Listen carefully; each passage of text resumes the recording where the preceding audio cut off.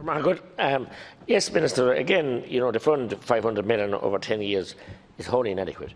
I mean, I'm involved in Tidy Towns Committee, and most of us are involved in committees like that, and they do wonderful work.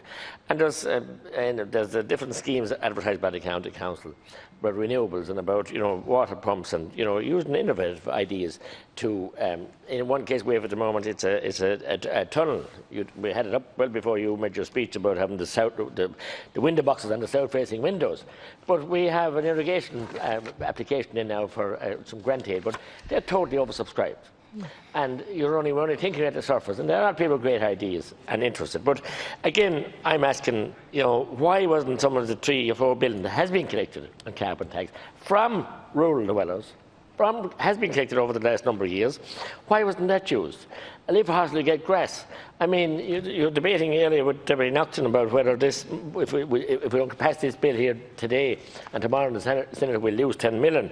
But billions have been collected off the people already, and especially the rural people who have to travel to work, who have no bus to connect. I think my colleague Deputy Collins brought it up, our Deputy O'Donoghue from Limerick brought it up one day about the green bus. But he has to travel about 80 kilometres to get the green bus back when he comes on the bus. That's useless. And that's the way with everybody that wants to use public transport in the country. It's not there.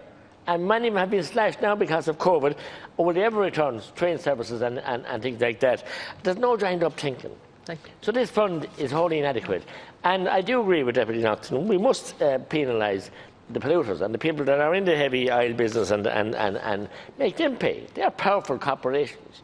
Why is it all the time falling back on the ordinary person that's trying to heat their house, that's trying to put the diesel in their tractor, small farmers? Deputy Nocton also quoted the figures for people who live in Ireland. We want to be like other places in Europe. Unfortunately, we can't be. I know all the planning guidelines and 2040 plan is trying to herd the people into the cities and denude rural Ireland, but that's not the type of country we are. And your people have been browbeaten and have been literally terrorised and been taxed and taxed and taxed and taxed with see no tangible results for their money. And so it's great to have the dream, it's great to have the ideals, and it's great as well. And I appeal to you, Minister, leader of your party now, to call off the dogs as regards the objectors to the felling licences, that ordinary people have planted trees. Contractors have invested huge money to harvest those trees when they're mature. And there's 80 or 90 objections into licenses by one serial objector. That is a scandal.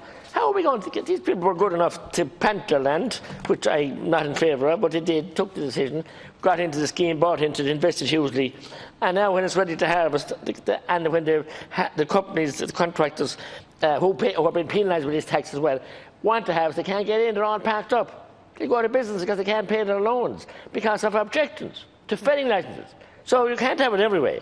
We want trees, certainly, but we want to allow those trees to be tended when they need to be tended, and above all, we need them to be harvested when they need to be harvested. So we have to relook again and support, and you said it in your last response, that you want to support ordinary farmers and help and enable them, but that's not the way they feel.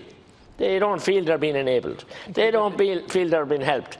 They feel that they have been trying for decades to make small changes, and they are the custodians of the land and have done a damn good job in the main on it. And they feel there have been scheme after scheme after scheme, and it's having land rendered useless. Can't touch it with the hen harriers, with God knows many other issues that have been brought out in legislation, with no proper consultation or engagement with the farmers, no proper consultation or engagement with communities now about this fund. When that's divided up to 500 million by 10 years, and when the communities and private whatever companies go looking for it, and again the big companies will be able to have the expertise and hiring the consultants, but whereas the small local tidy towns groups, the small local biodiversity groups, and the small schools, and we have the schools, every drop of rainwater in our schools should be harvested, and it's not. And we're using treated water and this, if there was enough money in this fund, if it was directed the right way, the schools could adapt the 3 and 4 and 5 classrooms, a national school with 100 pupils. What a wonderful concept to educate the children that all the water, except the water they drink, could be used by harvesting rainwater. And that's been talked about for decades, but it hasn't happened. And this fund is not simply big enough. It's not accessible enough, and it's not, all-embracing enough to allow people to draw it down. So look, you're not taking any of the amendments, so you're not listening. So it's a hammer and it's a sledge to crack a chestnut. You're not listening. So bring the people with you and they will support you. But you keep throwing diktats at them and keep having protests and threatening them and demonising the farmers and rural people and penalising them with carbon levies. And again, see nothing back. Where's the nearly $4 billion is collected already, plus the $209 billion I mentioned on the PSO level? Where's that money gone? Into the black hole, the Children's Hospital and elsewhere, not for projects that should be done. Thank you, Chairman. Can I just say